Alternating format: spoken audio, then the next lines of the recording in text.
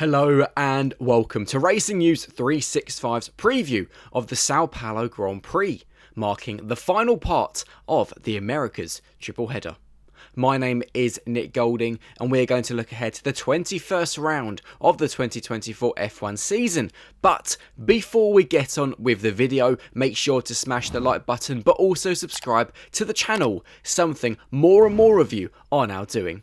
On that note, let's get on with the video. Contracted until the end of 2030, the Brazilian Grand Prix is one of the most exciting on the F1 calendar for both the drivers and the fans. An incredible atmosphere is created by the Brazilian supporters at the Interlagos circuit, with expecting the unexpected being a good way of looking ahead to the weekend. The iconic Interlagos circuit always puts on a spectacle, with a track consisting of several medium-speed corners that welcome overtaking, despite much of the circuit being tight and twisty, similar to a kart track. It is a race where an eye must always be kept on the sky, as the weather can change in rapid fashion. This weekend marks the 51st running of the Brazilian Grand Prix as part of the F1 Championship, with a race having been held in Brazil every season with the exception of the COVID-struck 2020 year since 1973. It will be Interlagos' 41st time hosting the race, with some classics having taken place in the past.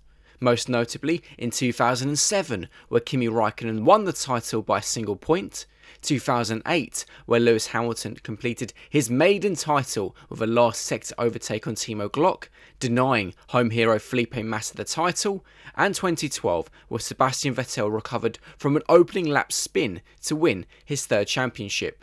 Of course, 2021 can also not be forgotten, where Hamilton recovered from last in the sprint and 10th in the main race to claim victory after a heated battle with Max Verstappen. With 6 victories, 4-time F1 World Champion Alain Prost is the most successful driver in the Brazilian Grand Prix, whilst no driver has won the event more than twice in a row. That has been achieved by 7 drivers. McLaren is the most successful team in Brazil with 12 wins. However, a victory for Ferrari would see the Italian outfit match the Woking-based team. Coming in at 4.309 kilometers, the anti-clockwise Interlagos circuit is the 4th shortest on the calendar. The most famous part of the track is arguably the first 3 corners, better known as the Senna S. A home celebration of Ayrton Senna's life will take place this weekend, with Lewis Hamilton set to drive one of his most famous cars. In the current regulations, a qualifying lap lasts roughly 70 to 71 seconds. The race consists of 71 laps and sees those that reach the finish complete 305.879 kilometers in total distance. The Interlagos circuit is made up of 15 corners, 4 or 5 of which have seen overtaking in the past. 2 DRS zones feature on the track between turns 3 and 4 and 14 and 1. Turns 1 and 4 see the most overtaking. In terms of the timetable, F1 this weekend is back to the sprint format, as has been the case in Brazil every season since 2021. It is one of the venues which has always worked well with the sprint format. For all session times in CET, see the graphic on the screen. For those in the UK, like me, listen closely. The only practice session of the weekend takes place at 2:30 PM on Friday afternoon, before sprint qualifying gets underway at 6:30. The sprint race is on Saturday afternoon at 2, whilst traditional qualifying starts at 6 PM. The race on Sunday is at 5 PM. The weather. As mentioned, you can never truly predict the Sao Paulo weather, which can change at any moment. As things stand, thundery showers are expected throughout the weekend, with highs of 25 degrees Celsius on Friday and Sunday being forecast, and 27 degrees for the sprint race and qualifying on Saturday. There will be a light wind from the southeast, whilst the humidity will also be high. Currently, rain is forecast for the entirety of Sunday. What happened last year? Last season's Sao Paulo GP did feature thundery showers, which first appeared in the closing stages of qualifying, which was red flagged and not restarted with 4 minutes remaining due to heavy rain and thunderstorms. Max Verstappen secured pole for the race. The weather at the end of qualifying was so bad that a grandstand collapsed. Thankfully, no injuries were reported. Lando Norris secured sprint pole ahead of Verstappen, whilst Fernando Alonso and Esteban Ocon were involved in a nasty crash.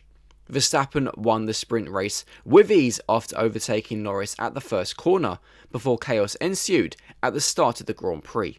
Leclerc crashed on the formation lap following a hydraulics problem, before Kevin Magnussen and Alex Albon crashed at the first corner, triggering a red flag. In the end, Verstappen again won comfortably, ahead of Norris and Fernando Alonso. Verstappen versus Norris, Episode 4.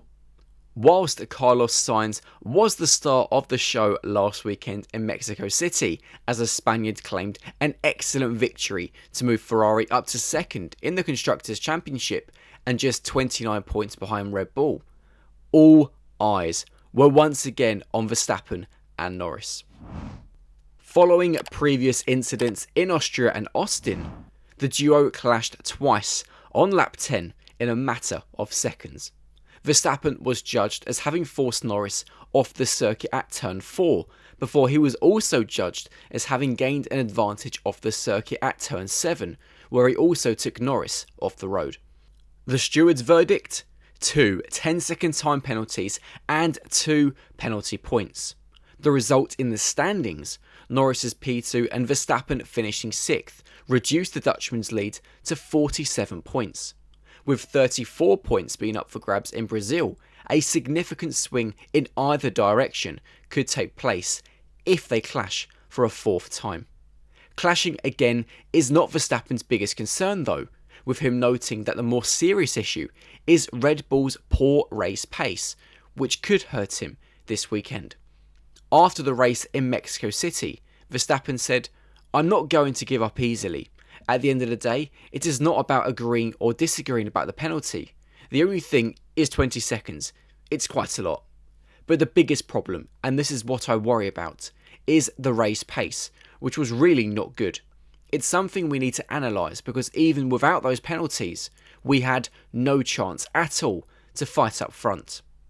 As for Norris, the McLaren driver is prepared for more chaos in the coming races between himself and Verstappen, but does believe that the 3-time world champion wants their battles to be fought cleanly. "I've always fought fairly," said Norris. "That's who I am. That's how I am as a racer.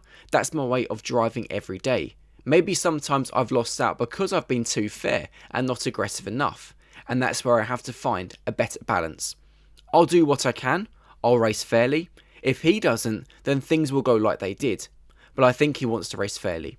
I hope he does. I think he enjoys those moments too, when it's a fair battle. All I can do is keep doing what I'm doing. I feel like I'm doing a good job, and we'll see what happens." Verstappen has already been dealt a severe blow ahead of this weekend in Brazil, with Red Bull advisor Helmut Marko having confirmed that the reigning world champion will take a grid penalty in Sao Paulo, with Red Bull fitting a new internal combustion engine outside of the Red Bull driver's legal pool. Just how big a blow is this for Verstappen, and just how big of an advantage is it for Norris? Let us know in the comment section below.